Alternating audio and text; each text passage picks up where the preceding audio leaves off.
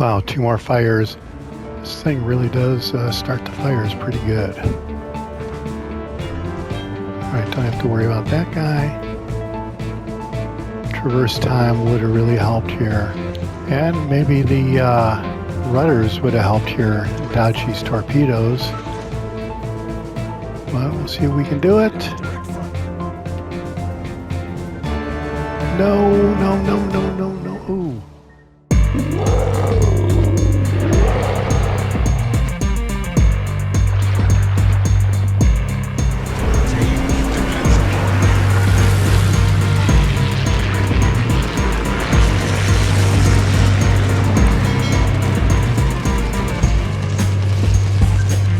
This is the Anchorage, a Tier 7 premium American cruiser. It is the main reward for the Northern Sentinel campaign. It is a heavy cruiser, and the big deal with this ship is it has torpedoes, and those torpedoes are pretty darn potent with a 10-kilometer range and pretty decent guns as well, I might add. So with that, let's get into the setup of the ship and the commander, who is Agile, Baltimore. And if you don't have Baltimore, you can probably get the same setup going with Thomas Kincaid, which is basically an Agile build.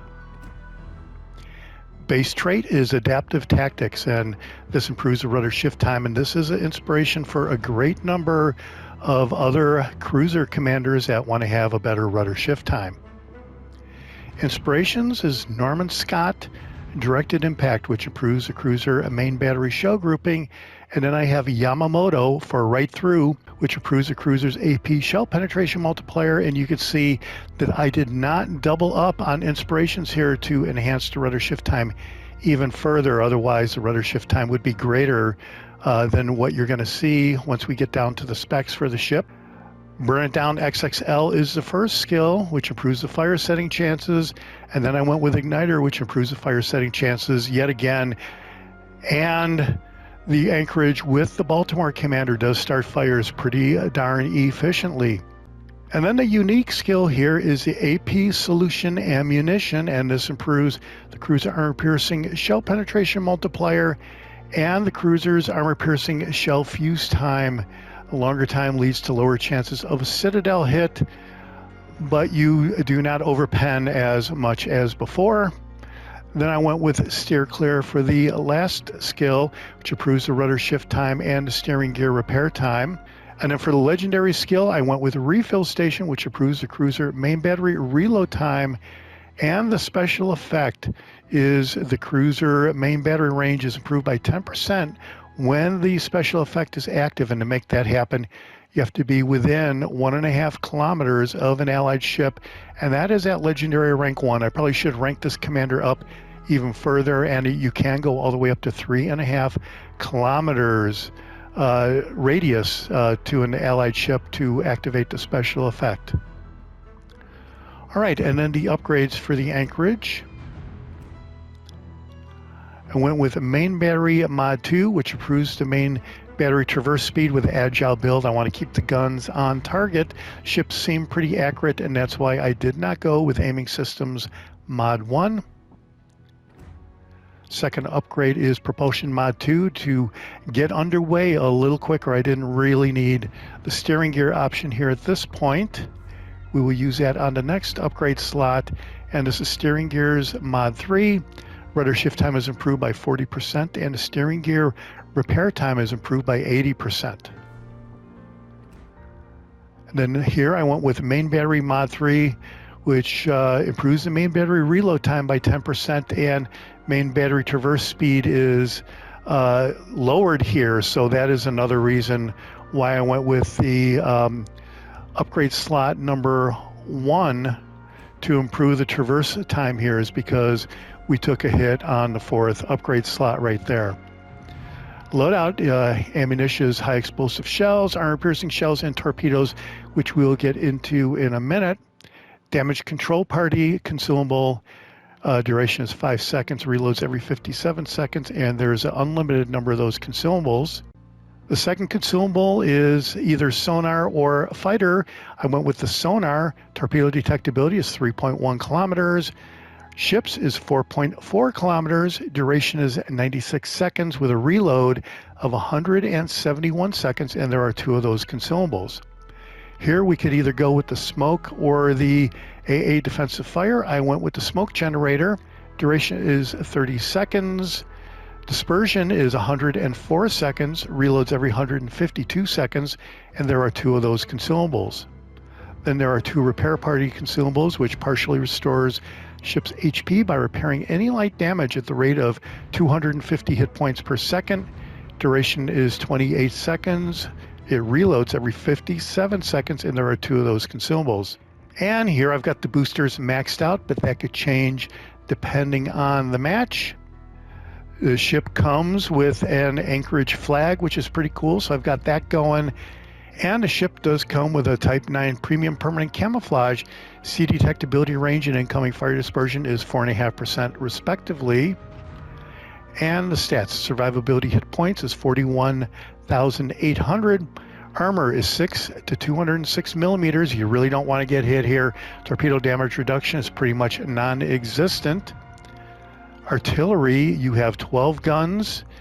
They reach out to 16 kilometers, reload every 12.7 seconds. Traverse time is 25 seconds. HE shells have a maximum of 2,800 with a 18.5% chance of setting fire. Armor piercing has a maximum of 4,600.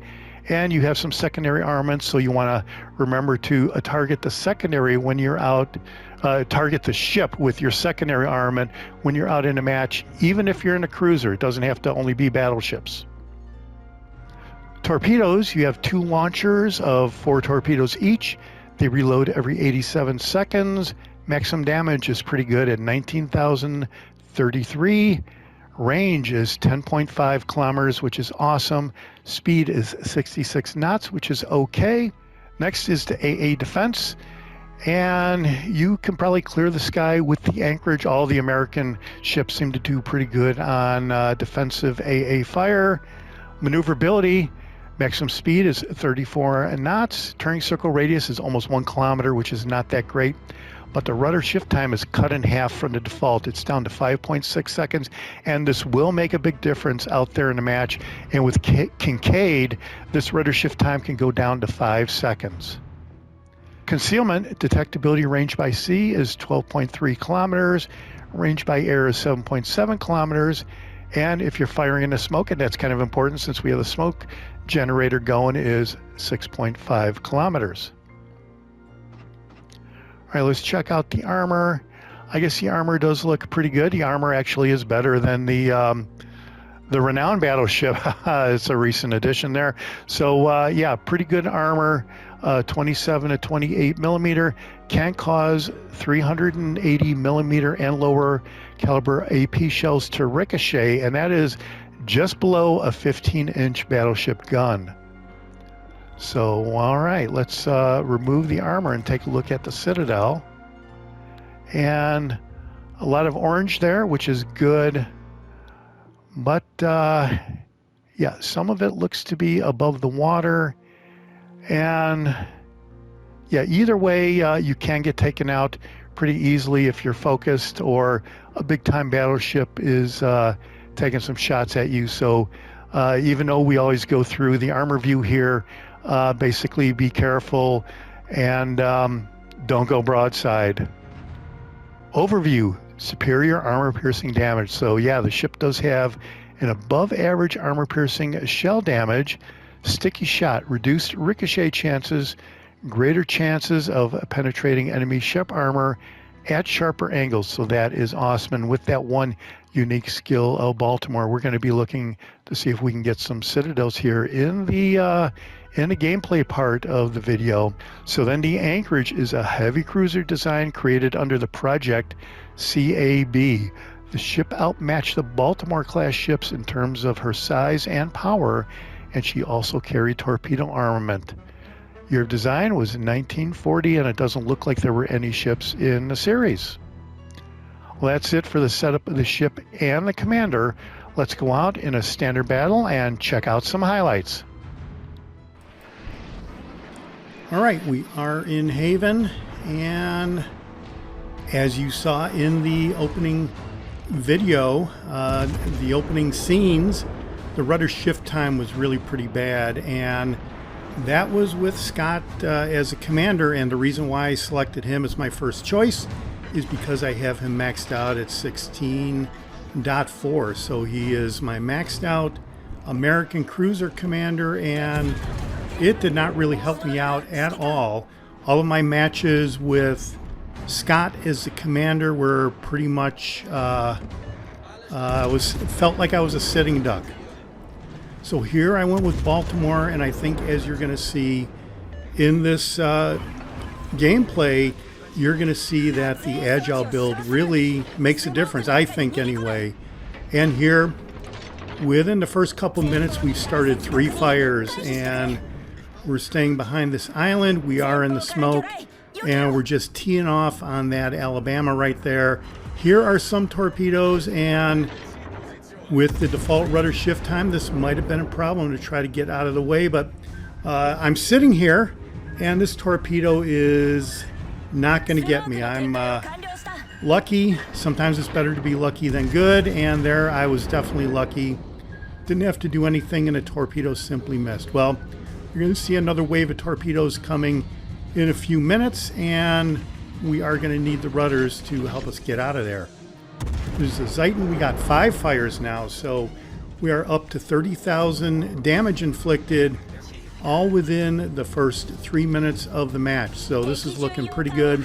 Much better performance in the Anchorage than we had in the previous battles with Scott as the commander. Here I'm checking out the torpedoes, and as is usual, the island is in the way. If it's not the island, it's the dead hulk of a ship that recently got destroyed, it seems like. So we're going to take another shot at the Titan here, and there are 2 more fires. So 7 fires, 50,000 damage, all within the first 3.5 minutes or so. And you can see the number of hits per salvo is astounding, and we do, as we saw, we did have Scott as an inspiration, so we are getting the benefit of his accuracy perk. His base trait is an inspiration, so we are getting more accuracy out of Scott's base trait and Yamamoto for right through with the armor penetration, and you will see that come into play here later on in the match. But mostly, being a cruiser going up against 5 battleships here, we are going with fire, and we're trying to burn everybody down. The armor piercing doesn't really do much good in general against battleships. In some cases it will if you hit the superstructure and so forth. But we are basically, in this match, you're going to see that we are going to stay near our base. Here come those torpedoes I mentioned, and here it was no problem to get around those torpedoes. I'm not sure if that would have been true with Scott as a commander without Baltimore and all of the rudder shift perks from Baltimore. So there is a Mainz, and you're going to see later on in the match that we're going to be on this side of the map against 3 red team ships, and they're all pretty much going to be targeting us. So there's a Mainz, a Suzia. All right, so we stopped here, and we're going to see if they're going to target us and basically how accurate they're going to be. So there, they pretty much missed on all those shots, and they are definitely targeting us now. So the Mainz will definitely wipe out a cruiser like this. So we're going to be looking to get out of the way, and here we are trying to angle away. And here, this I think is a hallmark of a cruiser or any ship with a good rudder shift time, and they are missing you short. So you see that quite a bit. In some cases you're going to see that they will get pretty big hits, but in general, without that massive rudder shift to angle away, I think those hits would have been much, much worse. So yeah, many shots at the back of the ship, and to me that is basically what happens when you have a pretty good rudder shift going.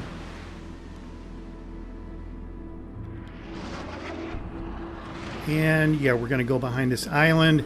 If we go out there in the open water, we will definitely get taken out, and that's not good for anybody. We are ahead a little bit in the match. It's based on the fact that we destroyed one more ship than the red team has. So there's an Elbing. He's going to be closing up pretty close to us here in a little bit, and we're going to come in here and take some shots at him.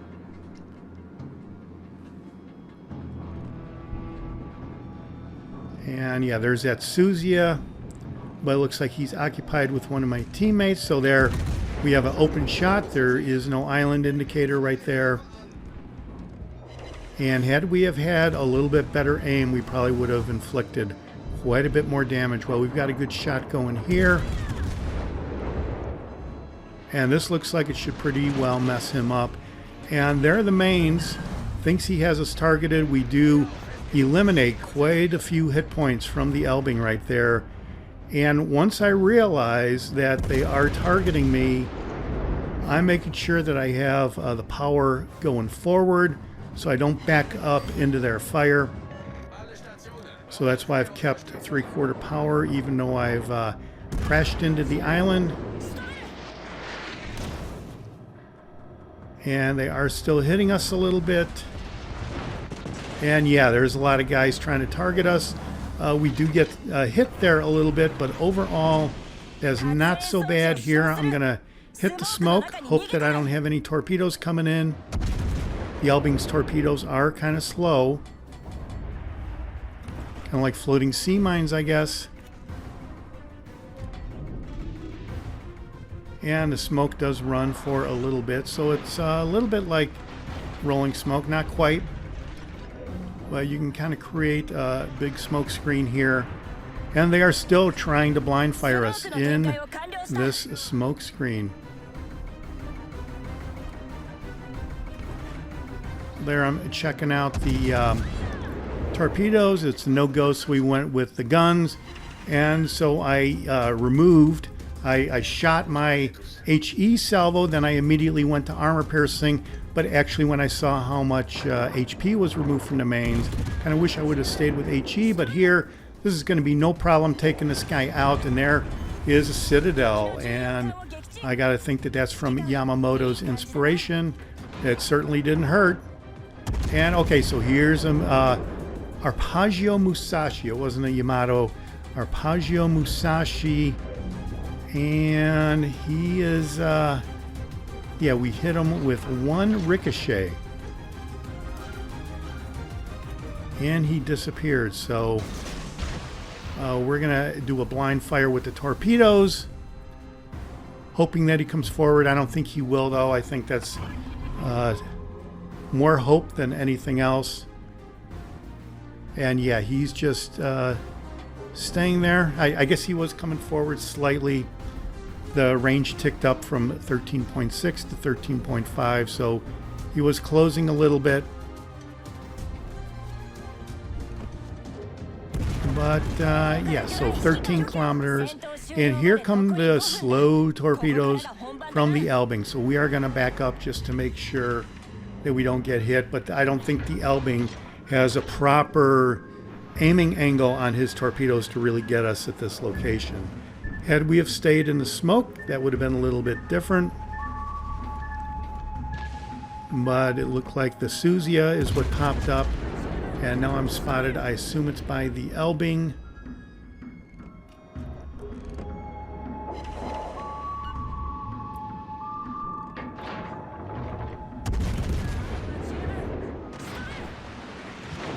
All right, so now everybody on the red team is taking a shot at us. And we are going to go behind this island here. And after I take a shot at the Musashi, I'm going to start running the steering gears.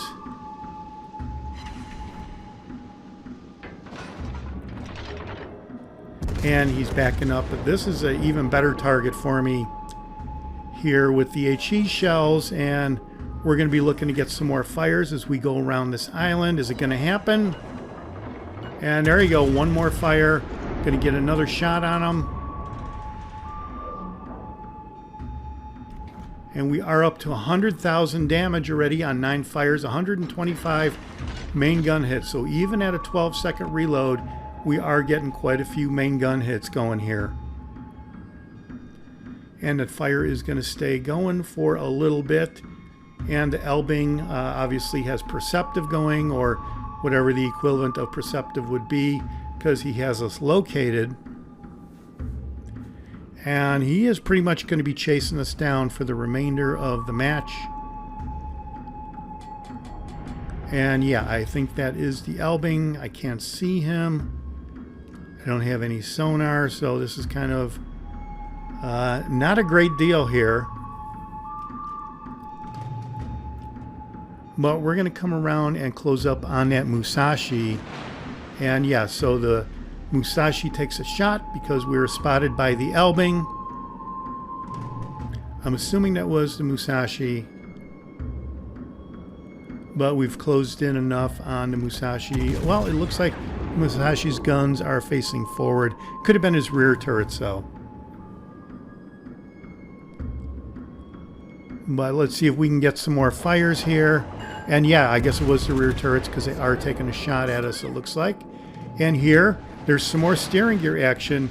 If I was not able to turn around that quickly, Musashi probably would have pretty much taken us out right there. So, yeah, I gotta say that I think the steering gears are the way to go here on the Anchorage.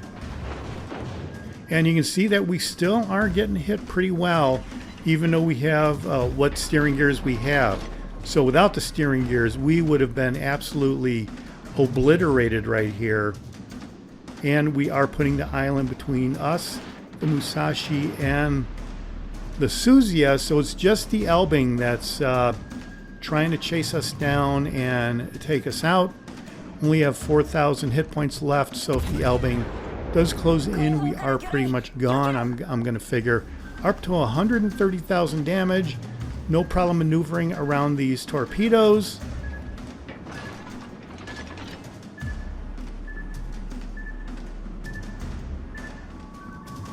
And we've almost captured the red base. So there you go. But yeah, I definitely wanted to stay near the base here to prevent the base from being captured, as I've seen happen more times than not when the blue team goes and tries to capture the enemy base. All right, well, that was a big time victory for the Anchorage. 713,000 credits, 131,000 battle performance total damage on 152 main gun hits, a destroyed ship, 10 fires, a Citadel hit, and we completed a lot of objectives. We were running all the epic boosters across the board, so we got some big time XP going there. Let's see how we did on the team result.